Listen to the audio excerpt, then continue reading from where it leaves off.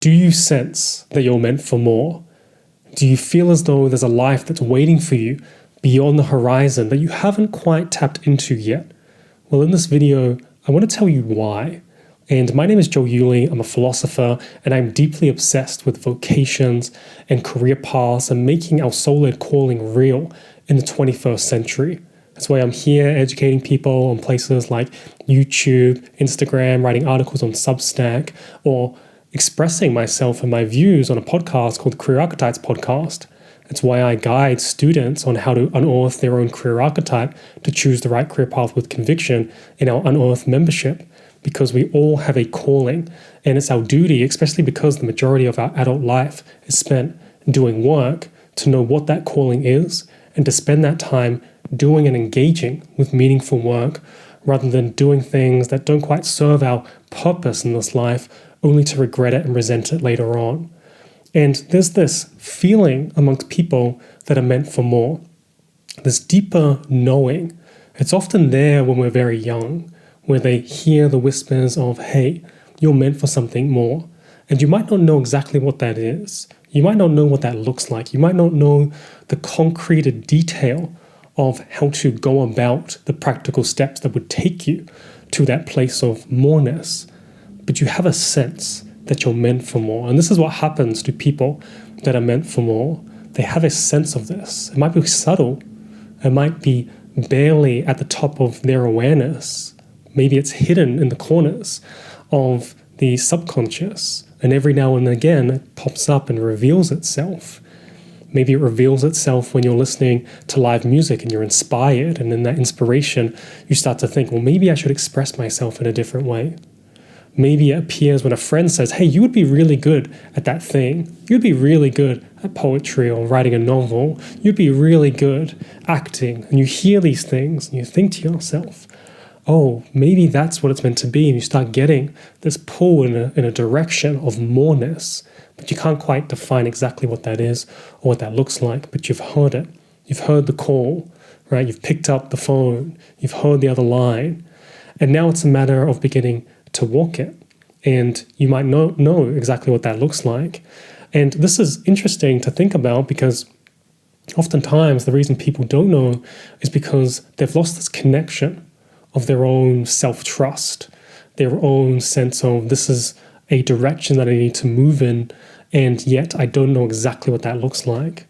This happened to people like Princess Diana, Mahatma Gandhi, Winston Churchill, Frida Kahlo, people like Alan Watts, Ralph Waldo Emerson, Nietzsche, Carl Jung, Beauvoir. All these people, even in the beginning, knew that there was something more for them in this life, in their existence, and they could feel it. There's this almost embedded divine fate placed upon people that have more to give. And if you were to think about these different characters throughout history, the Churchills and the Gandhis and the Beauvoirs, and you were to think to yourself, what was it like prior to them actually coming out into the world, in the public domain, expressing their work, doing and walking their path, walking a path of moreness?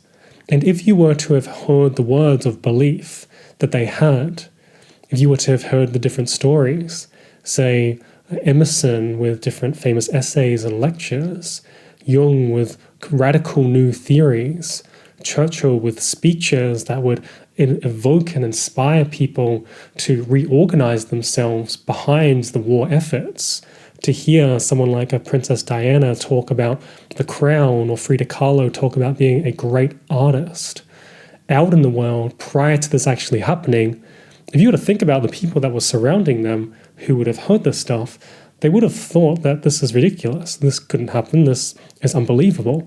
How could somebody even think this way? How could somebody think that they could live a life that is so drastically different to what the norm goes through on a day-to-day basis? And this sense of them prior to them actually walking their path and creating a life where they are being able to exude who it is that they are and their own personal vocational expression in the world shows you that prior to it actually happening, it looks a bit strange, it looks a bit delusional, especially to the people that haven't heard this call or haven't felt attuned to the sense of moreness within them. And maybe those people numbed it at some point in their lives. They repressed this voice, and because they've repressed it, they think that nobody else could ever aspire towards something great. Or maybe they are somebody that just doesn't have a call at all, or their sense of achieving a great life is one whereby they just abide by the rules, they go with the flow of things, and they continue to survive, and they live an ordinary existence, a existence that isn't sort of beyond or outside the norm, and they're quite happy with that. And so when they hear about people that want more, that have a sense of their own personal destiny in this life, they think, oh, that's strange. Well, that's probably not true because I myself don't have it. And so you have this other groupings of people push forward disbelief upon them. And this disbelief upon the people that are meant for more have to contend with this. Now, the people that actually receive more in this life are the people that believe in their own unique understanding of themselves. They're attuned to, I'm meant for more. They're aware of this. And then there's this other group of people that don't make it, who are aware that they're meant for more, but it never transpires, it never comes into the reality of their world. And instead it just becomes sort of a dream that, hey, maybe next time, maybe next life, maybe next time around, I'll be able to get there. And this is tragic because just simply having this understanding that you're meant for more within you itself tells you why. So the reason why you sense that you're meant for more is simple. Because you are meant for more. And that feeling is a signpost towards something greater than the current state that you're in, the current place that you're in, environment, the way of expressing oneself in the world. There's more beyond this. There's this outgrowth, this overcoming of yourself that needs to happen in order for you to receive it. And the only way to get there is to detach yourself from the disbelief. So if there are other people around you saying, like, you're not meant for more, or no one's meant for more, or they're bombarding you with these beliefs that are asking you to disbelieve in the very nature of yourself, then you end up not being able to walk the path. So you have to have this vicious sense of self-belief. You have to strengthen the cord.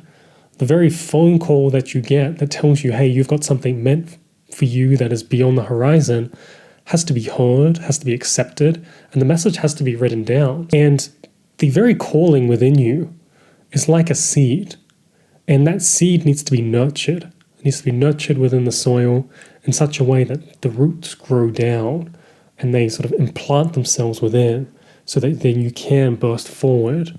Otherwise, you're just going to fall at the first words of judgment, at the first person that says, hey, I don't think that you're actually meant for more.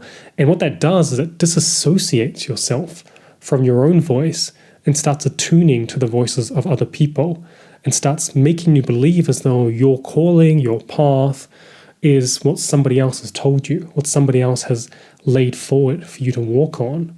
And you end up walking on that path. That's what I call a temptation path, when you end up leaving your own personal calling for what somebody else has said, like this is your path, or even just going down a direction that you're not deeply connected to.